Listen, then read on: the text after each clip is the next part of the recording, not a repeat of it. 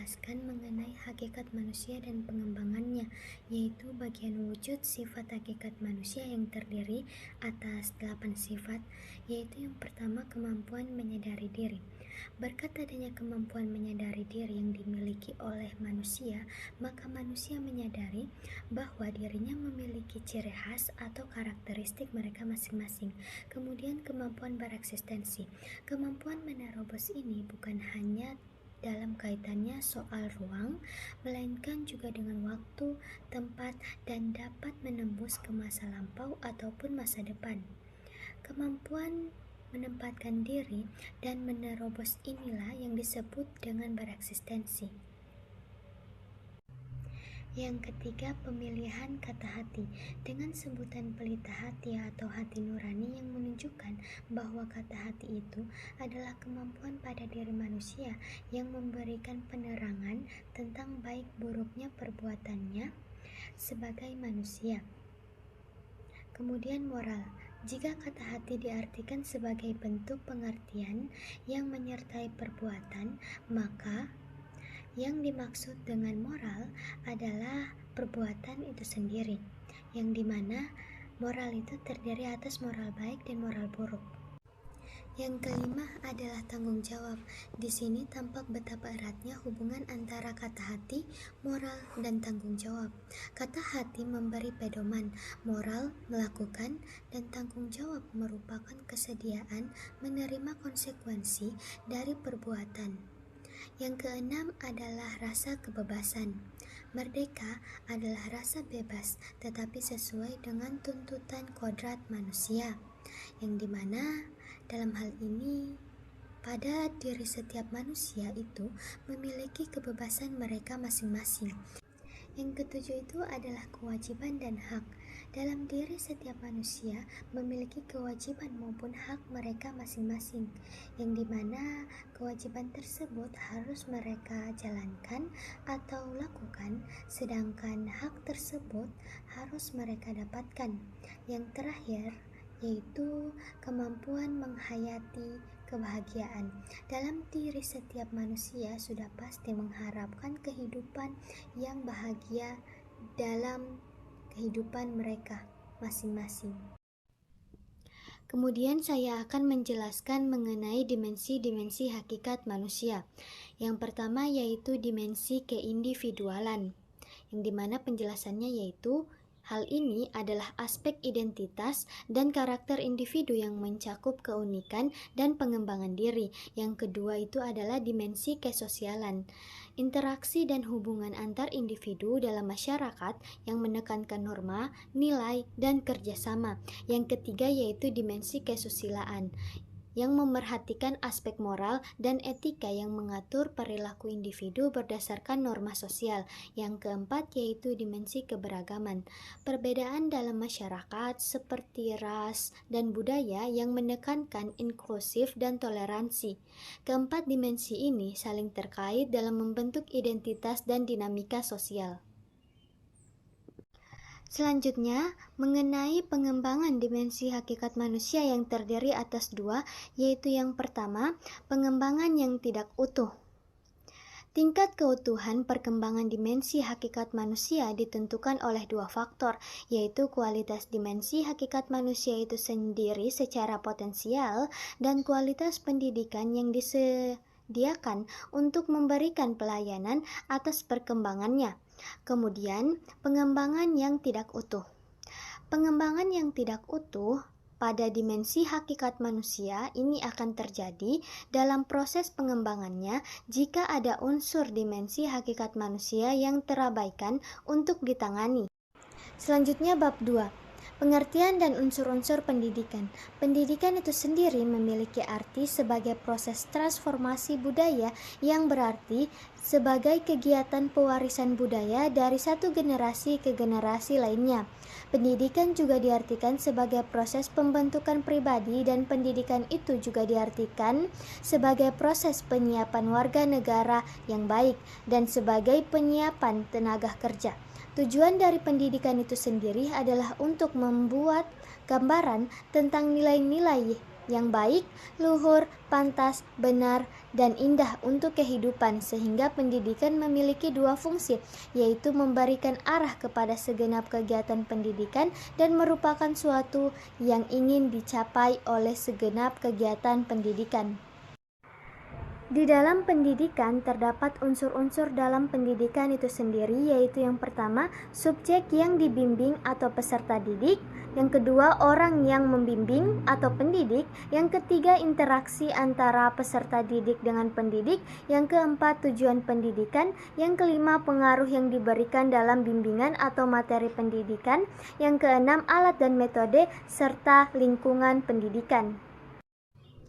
Kemudian pendidikan sebagai sistem. Sistem adalah suatu himpunan atau perpaduan hal-hal, bagian-bagian yang membentuk suatu kebulatan atau keseluruhan yang kompleks dan utuh. Ciri-ciri umum dari sistem itu sendiri, yang pertama, sistem merupakan suatu kesatuan yang berstruktur. Yang kedua, kesatuan tersebut terdiri dari jumlah komponen yang saling berpengaruh, yang dimana masing-masing komponen mempunyai fungsi tertentu dan secara bersama-sama melaksanakan fungsi struktur, yaitu mencapai tujuan sistem. Kemudian saya akan menjelaskan mengenai landasan-landasan dalam pendidikan. Yang pertama itu adalah landasan filosofis, yang memuat dasar pemikiran yang mencangkup nilai, prinsip, dan teori yang membimbing tindakan dan keputusan. Yang kedua itu adalah landasan kultural, yang memuat nilai, norma, dan tradisi dalam masyarakat yang membentuk identitas dan cara berpikir. Yang ketiga itu adalah landasan sosiologis, dasar yang berkaitan dengan interaksi sosial dan struktur masyarakat yang mempengaruhi perilaku individu. Yang keempat, landasan iptek, prinsip ilmiah dan teknologi yang mendasari pengembangan pengetahuan dan inovasi. Yang terakhir itu adalah landasan psikologis, yang memuat aspek mental dan emosional individu yang mempengaruhi perilaku dan interaksi sosial. Kemudian saya akan menjelaskan mengenai ketiga asas dalam pendidikan. Yang pertama itu adalah asas Tutwuri Handayani. Prinsip dari belakang memberi dorongan yang menekankan peran pendidik untuk memotivasi dan mendukung siswa dalam belajar mandiri. Yang kedua itu adalah asas belajar sepanjang hayat. Konsep bahwa pembelajaran tidak terbatas pada usia atau jenjang pendidikan tertentu, mendorong individu untuk terus belajar dan berkembang sepanjang hidupnya. Yang ketiga yaitu asas kemandirian belajar, menekankan pentingnya siswa untuk belajar secara mandiri dan bertanggung jawab atas proses pembelajarannya sehingga menjadi proaktif dan berdaya. Ketiga asas ini saling mendukung dalam menciptakan proses belajar yang efektif. Lalu, saya akan menjelaskan mengenai perkiraan dan antisipasi terhadap masyarakat masa depan. Dalam dunia globalisasi ini terdapat 4 bidang yang berpengaruh. Yang pertama yaitu bidang iptek, yang mengalami perkembangan semakin dipercepat, utamanya dengan penggunaan berbagai teknologi yang canggih. Yang kedua, bidang ekonomi, yang mengarah ke ekonomi regional dan ekonomi global tanpa mengenal batas-batas negara. Yang ketiga, bidang lingkungan hidup, telah menjadi bahan pembicaraan dalam berbagai pertemuan internasional, di mana kerusakan lingkungan hidup di suatu tempat akan memberikan dampak negatif ke berbagai negara di sekitarnya, bahkan mengancam keselamatan planet bumi. Oleh karena itu, diperlukan wawasan dan kebijakan yang tepat dalam bidang pembangunan yang menjamin kelestarian dan keselamatan lingkungan hidup. Bidang selanjutnya yaitu bidang pendidikan, yang berkaitan dengan identitas bangsa termasuk budaya nasional dan budaya-budaya Nusantara. Saya akan menjelaskan bagian upaya mengantisipasi masa depan yang terdiri dari 3 bagian, yaitu yang pertama perubahan nilai dan sikap, yang dimana menyesuaikan diri dengan perubahan nilai dan sikap masyarakat seperti toleransi dan etika melalui pendidikan karakter. Yang kedua, pengembangan kebudayaan, melestarikan dan mengembangkan kebudayaan lokal dan nasional untuk memperkuat identitas dalam menghadapi globalisasi. Yang ketiga yaitu sarana pendidikan, menghadapi pendidikan dengan sarana modern dan metode inovatif termasuk teknologi untuk meningkatkan akses dan kualitas pembelajaran. Ketiga aspek ini saling mendukung untuk mempersiapkan individu menghadapi tantangan di masa depan. Lingkungan pendidikan mencakup semua aspek yang mempengaruhi proses belajar individu yang terdiri dari lingkungan sekolah, masyarakat, dan keluarga. Lingkungan sekolah berfungsi sebagai tempat penyedia pendidikan formal, sumber belajar, dan bimbingan dari guru yang penting dalam pembentukan pengetahuan dan keterampilan siswa. Lingkungan masyarakat memberikan konteks sosial dan budaya yang memperkaya pengalaman belajar serta norma-norma yang mempengaruhi perilaku siswa. Sementara itu, lingkungan keluarga menjadi fondasi utama dalam pengembangan sikap dan nilai serta menyediakan dukungan emosional yang dibutuhkan anak. Ketiga lingkungan ini sering berinteraksi dan berkontribusi secara signifikan terhadap perkembangan dan pembelajaran individu. Setiap pusat pendidikan dapat berpeluang memberikan kontribusi yang besar dalam ketiga kegiatan pendidikan, yakni yang pertama, pembimbingan dalam upaya pemantapan pribadi yang berbudaya, yang kedua, pengajaran dalam upaya penguasaan pengetahuan, yang ketiga, pelatihan dalam upaya pemahaman keterampilan. Kemudian penjelasan mengenai aliran-aliran pendidikan. Yang pertama yaitu aliran empirisme. Empirisme menekankan pengalaman dan pengamatan sebagai sumber pengetahuan. Dalam pendidikan, siswa belajar melalui pengalaman langsung, eksperimen, dan observasi. Yang kedua, aliran nativisme. Nativisme berargumen bahwa kemampuan bawaan sudah ada dalam diri individu sejak lahir. Pendidikan fokus pada pengembangan bakat dan potensi alami siswa. Yang ketiga, aliran naturalisme. Naturalisme menekankan pengalaman alami dan hubungan dengan lingkungan. Pendidikan melibatkan aktivitas di luar ruangan untuk memahami dan menghargai alam. 4. Aliran konvergensi. Aliran konvergensi menggabungkan elemen dari berbagai aliran pendidikan untuk pendekatan yang lebih holistik. Ini mencakup metode beragam untuk memenuhi kebutuhan siswa secara efektif. Penjelasan mengenai dua aliran pokok pendidikan di Indonesia. Yang pertama, Perguruan Kebangsaan Taman Siswa yang didirikan oleh Ki Hajar Dewantara pada tahun 1922. Aliran ini menekankan pendidikan berbasis nilai kebangsaan dan budaya lokal. Fokusnya adalah pada pengembangan karakter, kreativitas, dan kecerdasan siswa melalui prinsip ing ngarso sung tulodo, ing madya mangun karso, dan tutwuri handayani. Yang kedua yaitu Ruang Pendidik INS Kayu Taman. Lembaga ini mengutamakan pendidikan berbasis alam dengan pendekatan pengalaman langsung dan kreativitas. Tujuannya adalah membangun kesadaran lingkungan dan keterampilan praktis siswa melalui interaksi dengan alam. Kedua aliran ini berkontribusi pada perkembangan pendidikan di Indonesia dengan fokus pada nilai-nilai kebangsaan dan lingkungan. Permasalahan pokok pendidikan di Indonesia mencakup beberapa aspek penting.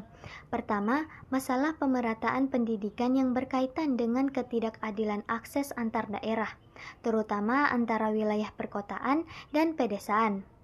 Kedua, masalah mutu pendidikan yang meliputi kualitas pengajaran dan fasilitas yang rendah sehingga menghambat kemampuan siswa. Ketiga, masalah efisiensi pendidikan, di mana penggunaan sumber daya tidak optimal untuk mencapai tujuan pendidikan yang diinginkan. Terakhir, masalah relevansi pendidikan, yaitu kesesuaian kurikulum dengan kebutuhan masyarakat dan dunia kerja yang sering kali kurang. Keempat permasalahan ini saling terkait dan mempengaruhi keberhasilan sistem pendidikan secara keseluruhan. Faktor-faktor yang mempengaruhi berkembangnya masalah pendidikan yaitu perkembangan iptek dan seni, laju pertumbuhan penduduk, aspirasi masyarakat, dan keterbelakangan budaya dan sarana kehidupan. Dan permasalahan aktual pendidikan di Indonesia mencakup beberapa aspek penting. Yang pertama, masalah keutuhan. Pencapaian sasaran terhadap kesenjangan dalam pencapaian sasaran pendidikan di mana tidak semua siswa mendapatkan hasil belajar yang maksimal. Penanggulangannya melibatkan evaluasi dan pemantauan yang lebih baik terhadap sistem pendidikan. Yang kedua, masalah kurikulum. Kurikulum yang tidak relevan atau terlalu padat menyebabkan siswa kesulitan dalam memahami materi. Penanggulangannya dapat dilakukan dengan memperbaharui kurikulum agar lebih fleksibel dan sesuai dengan kebutuhan siswa. Tiga, masalah peranan guru. Guru seringkali kurang diberdayakan dan tidak mendapatkan pelatihan yang memadai. Untuk mengatasi ini, peningkatan pelatihan dan pengembangan profesional bagi guru sangat diperlukan. Yang keempat, masalah pendidikan dasar 9 tahun. Implementasi pendidikan dasar 9 tahun masih menghadapi tantangan dalam hal akses dan kualitas. Penanggulangannya dapat dilakukan dengan mengoptimalkan sumber daya dan infrastruktur pendidikan di daerah terpencil. Berdasarkan Undang-Undang Republik Indonesia Nomor 2 Tahun 1989 tentang Sistem Pendidikan Nasional, kelembagaan pendidikan dapat dilihat dari segi jalur pendidikan dan program serta pengelolaan pendidikan. Jalur pendidikan di Indonesia terbagi menjadi dua, yaitu yang pertama jalur pendidikan sekolah. Pendidikan formal yang berlangsung di institusi seperti sekolah dasar, menengah, dan tinggi dengan kurikulum terstruktur dan waktu tertentu. Yang kedua, jalur pendidikan luar sekolah. Pendidikan non-formal yang mencakup kursus, pelatihan, dan program masyarakat bersifat fleksibel dan disesuaikan dengan kebutuhan individu. Kemudian jenjang pendidikan. Jenjang pendidikan adalah suatu tahap dalam pendidikan berkelanjutan yang diterapkan berdasarkan tingkat pengembangan peserta didik serta keluasan dan kedalaman bahan pengajaran. Yang pertama, jenjang pendidikan dasar mencakup pendidikan formal untuk anak usia 6 hingga 12 tahun, terdiri dari sekolah dasar SD selama 6 tahun. Tujuannya adalah memberikan fondasi dasar dalam membaca, menulis, dan berhitung. Yang kedua, jenjang pendidikan menengah terdiri dari sekolah menengah pertama SMP selama 3 tahun dan sekolah menengah atas SMA atau sekolah menengah kejuruan atau SMK selama 3 tahun. Fokusnya adalah memperdalam pengetahuan dan keterampilan serta mempersiapkan siswa untuk pendidikan tinggi atau dunia kerja.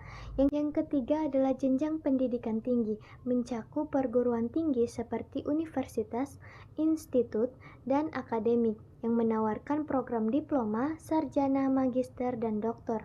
Tujuannya adalah menghasilkan lulusan yang kompeten dan siap berkontribusi di masyarakat.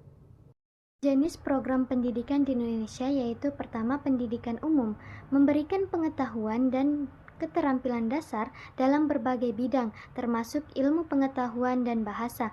Yang kedua, pendidikan kejuruan, berfokus pada pengembangan keterampilan praktis dan teknis untuk mempraktikkan siswa kerja seperti di SMK.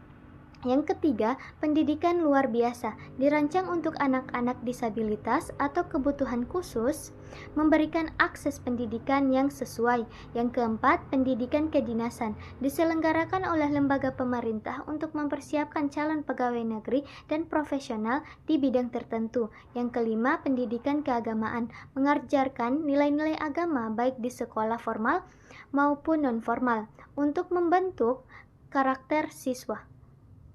Sumbangan pendidikan terhadap pembangunan dari berbagai sisi, yaitu yang pertama, segi sasaran pendidikan, meningkatkan kualitas sumber daya manusia dengan memberikan pengetahuan dan keterampilan yang berkontribusi pada pengurangan kemiskinan dan peningkatan kesejahteraan masyarakat. Yang kedua, segi lingkungan. Pendidikan mendorong kesadaran lingkungan dan keberlanjutannya, membantu masyarakat memahami pentingnya menjaga lingkungan dan sumber daya alam. Yang ketiga, segi jenjang pendidikan.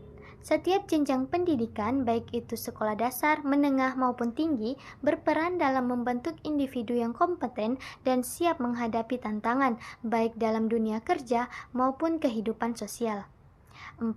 Segi pembidangan kerja atau sektor kehidupan.